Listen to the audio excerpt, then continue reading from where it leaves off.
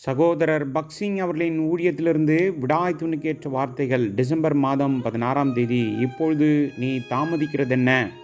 நீ எழுந்து கர்த்தருடைய நாமத்தை தொழுது கொண்டு ஞானஸ்தானம் பெறு.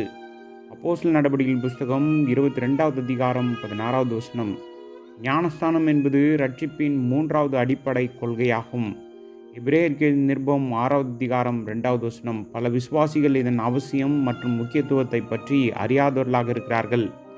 நம் சரீரத்தில் சில வைட்டமின்கள் குறைவாக இருந்தால் நாம் நோய்வாய்ப்படுவோம்.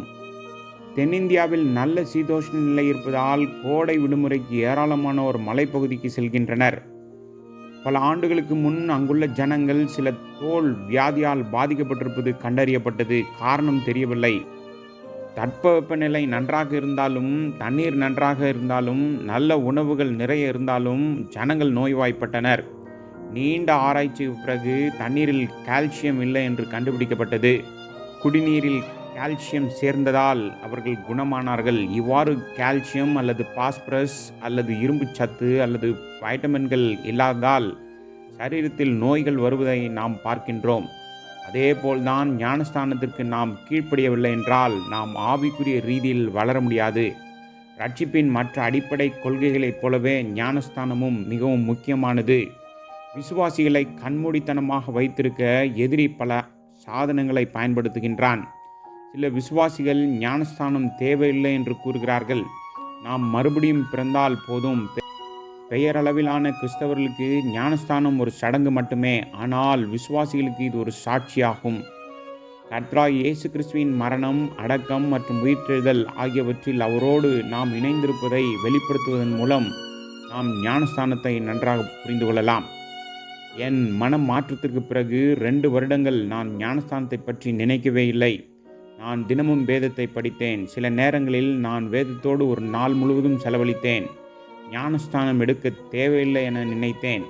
1932வது வருடம் பிப்ரவரி மாதத்தில் ஒரு நாள் சனிக்கிழமை காலையில் நான் தியானத்தில் இருந்தபோது மத்தேயு சுவிசேஷம் 3வது அதிகாரம் 13வது வசனத்தோடு தேவன் என்னோடு பேசினார். அப்பொழுது யோவானால் ஞானஸ்தானம் பெறுவதற்கு இயேசு கலிலியாவை விட்டு யோர்தானுக்கு அருகே அவனிடத்தில் வந்தார். கர்த்தரனிடம், நீ உன் இரட்சகரை விட எந்த வகையில் சிறந்தவன் என்று கேட்டார். நான் தெளிவாக சொன்னேன், ஆண்டவரே, நான் அப்படி ஒன்றும் சொல்லவே இல்லையே என்று பதிலளித்தேன். அவர் சொன்னார், அப்படியானால் ஞானஸ்தானத்தை பற்றி என்ன? நான் மறுபடியும் பிறந்து எல்லா இடங்களிலும் என் சாட்சியை அளித்து வருவதால் ஞானஸ்தானம் மிகவும் முக்கியமில்லை என்று நான் நினைத்து கொண்டிருந்தேன். ஆனால் கர்த்தர் எனக்கு ஞானஸ்தானம் கொடுக்க வேண்டிய அவசியம் இல்லை என்றாலும் அவர் என் நிமித்தம் ஞானஸ்தானம் பெற்றார் என்று என்னோடு மிக தெளிவாக பேசினார். அடுத்த நாளே நான் ஞானஸ்தானம் எடுத்தேன். அன்று நானே விசேஷ கூட்டத்தை எடுத்தேன். கூட்டத்தின் போது நான் ஞானஸ்தானம் பெற்றேன். நான் தண்ணீரிலிருந்து வெளியே வந்தபோது மிகுந்த மகிழ்ச்சியில் நிரம்பினேன். அன்று முதல் வேதம் எனக்கு ஒரு புதிய புத்தகமாக மாறியது. ஜெபத்திலும் சாட்சி கொடுப்பதிலும் அதிக சுதந்திரத்தை அனுபவித்தேன். எனக்கு ஒவ்வொரு காரியமும் புதிதாக இருந்தது. ஞானஸ்தானத்தை பற்றி சுவிசேஷங்களிலும் நிருபங்களிலும் 51 குறிப்புகள் இருப்பதை நான் கண்டுபிடித்தேன். அவற்றையெல்லாம் படித்து தியானித்தேன்.